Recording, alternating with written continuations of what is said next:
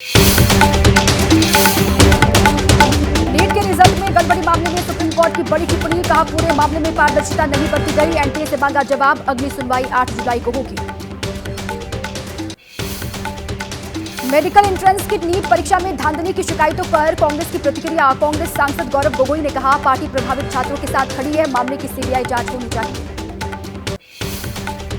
मोदी 3.0 सरकार में मंत्रालय मिलने के बाद एक्शन में तमाम मंत्री, कपड़ा मंत्री गिरिराज सिंह, मनोहर लाल खट्टर और भूपेंद्र यादव ने संभाला कार्यभार।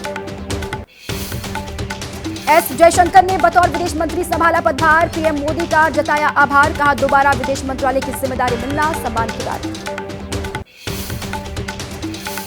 मोदी 3.0 में मंत्रालयों के बंटवारे के बाद तमाम कैबिनेट और राज्य मंत्री संभालने लगे हैं पदभार। सबसे पहले अश्विनी वैष्णव ने रेल भवन पहुंचकर संभाला पदभार।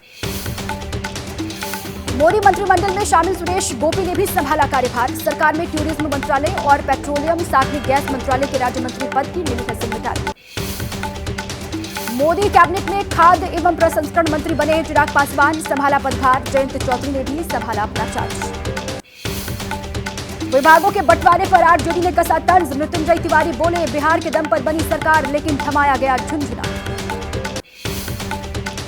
मंत्रालय को लेकर उठ रहे सवालों पर बोले चिराग पासवान, कहा जो जितना अनुभवी होता है उसको मिलती है उतनी अहम जिम्मेदारी, हमें जो जिम्मेदारी मिली है हम उसको निभाएंगे।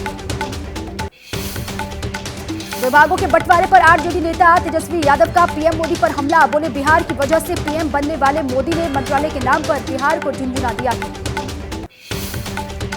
तेजस्वी के झुंझुने वाले बयान पर बोले जेडीयू नेता नीरज कुमार, कहा आरजेडी के पास भी 6 मंत्रालय रहे हैं फिर भी आज मातम मना रहे हैं, रेल विभाग मिला तो उसमें घोटाला कर दिया। आरजेडी अध्यक्ष लालू प्रसाद यादव ने पटना में जन्मदिन पर काटा केक, पार्टी के बड़े नेताओं ने राबड़ी आवास पहुंचकर उनको बधाई दी। 18 जून को काशी दौरे पर रहेंगे पीएम मोदी, किसान सम्मेलन को करेंगे संबोधित, काशी विश्वनाथ के करेंगे दर्शन पूजन। आरएसएस प्रमुख मोहन भागवत ने एक साल के बाद मणिपुर में शांति बहाल नहीं होने पर चिंता जाहिर करते हुए कहा राज्य की स्थिति पर प्राथमिकता से विचार होना चाहिए।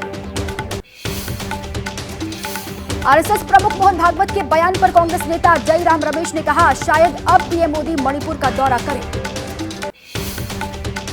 मोहन भागवत के बयान पर बोले आप सांसद संजय सिंह, कहा वाजपेयी सरकार को आरएसएस की जरूरत थी लेकिन मोदी सरकार को नहीं है इसकी जरूरत। एसकेएम अध्यक्ष प्रेम सिंह तमांग ने ली सिक्किम के मुख्यमंत्री पद की शपथ, लगातार दूसरी बार प्रदेश के सीएम बने हैं। 11 अन्य मंत्रियों ने भी ली पद और गोपनीयता की शपथ।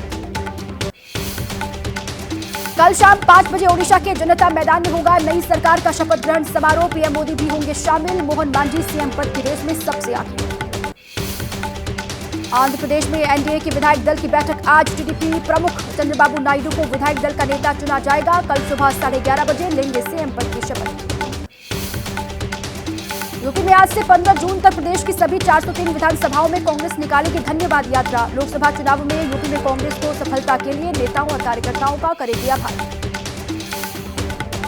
अमेठी और रायबरेली के मतदाताओं का आभार जताने आज रायबरेली जाएंगे राहुल और प्रियंका। अमेठी और रायबरेली में कांग्रेस की ऐतिहासिक जीत पर कार्यकर्ताओं को करेंगे संबोधित। मध्य प्रदेश के धार में भी आग का तांडव, प्लास्टिक की पाइप बनाने वाली फैक्ट्री में आग लगी, देखते ही देखते आग ने विकराल रूप लिया, आग पर काबू पाने की कोशिश जारी। महाराष्ट्र के ठाणे में डायपर बनाने वाली फैक्ट्री में आग लगी, प्रोजेक्ट को भारी नुकसान इससे पहुंचा। फैक्ट्री में आग लगने की वजहों का अब तक नहीं हुआ खुलासा, आग से लाखों के नुकसान का अनुमान है, किसी के हताहत होने की खबर नहीं। राजस्थान के भिवाड़ी में कूलर बनाने वाली फैक्ट्री में आग लगी, फैक्ट्री में रखा लाखों का सामान जलकर खाक हुआ, आग बुझाने के लिए फायर ब्रिगेड की कई गाड़ियां पहुंची। कोलकाता की पार्क स्ट्रीट में एक रेस्टोरेंट में आग लगी, आग बुझाने के लिए बुलानी पड़ी दमकल की कई गाड़ियां। छत्तीसगढ़ के बलौदा बाजार में गुस्साई भीड़ ने कलेक्ट्रेट और एसपी ऑफिस को बनाया निशाना, उपद्रवियों ने कई गाड़ियों को आग के हवाले किया, पुलिस वालों पर भी बरसाए पत्थर। हिंसक भीड़ ने कई सरकारी इमारतों में आगजनी की, हमले में 30 से ज्यादा पुलिस वाले जख्मी हुए हैं। हालात को देखते हुए प्रशासन ने पूरे जिले में लागू की धारा 144। बलौदा बाजार में कल शाम हुई हिंसा में प्रदर्शनकारियों ने जमकर मचाया तांडव, कई किलोमीटर सड़क के डिवाइडर पर लगी रेलिंग को उखाड़ दिया गया। आग बुझाने पहुंची फायर ब्रिगेड की गाड़ियों को भी प्रदर्शनकारियों ने निशाना बनाया। 2 गाड़ियों को आग के हवाले कर दिया। 15 और 16 मई की रात अज्ञात लोगों ने अमर गुफा में धार्मिक स्तंभ को नुकसान पहुंचाया था। इसी के विरोध में सोमवार को विरोध जताते हुए सतनामी समाज के लोगों ने आगजनी की। बड़ौदा बाजार के अमर गुफा में 16 मई को हुए तोड़फोड़ के बाद से सतनामी समाज में आक्रोश था। कल प्रदर्शनकारियों के दौरान पुलिस से उनकी झड़प भी हो गई, जिसके बाद हालात बेकाबू हुए।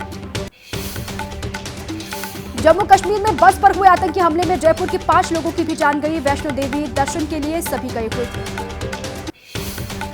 जम्मू कश्मीर के रियासी में बस पर हमला करने वाले आतंकियों की तलाश तेज। पौनी के जंगलों में सुरक्षा बल का सर्च ऑपरेशन जारी।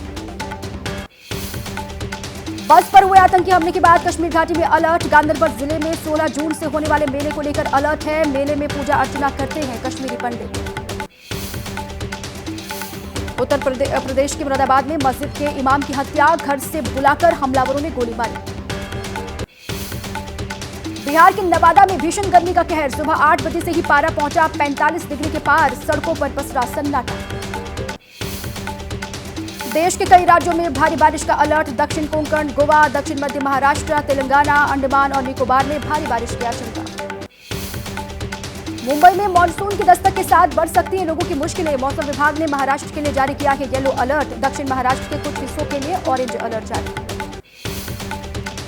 उत्तर पश्चिम और पूर्वी भारत में अगले 5 दिन तापमान 2 से 3 डिग्री सेल्सियस बढ़ने का अनुमान है। दिल्ली, हिमाचल, उत्तराखंड, पंजाब, हरियाणा, राजस्थान में चढ़ेगा पारा।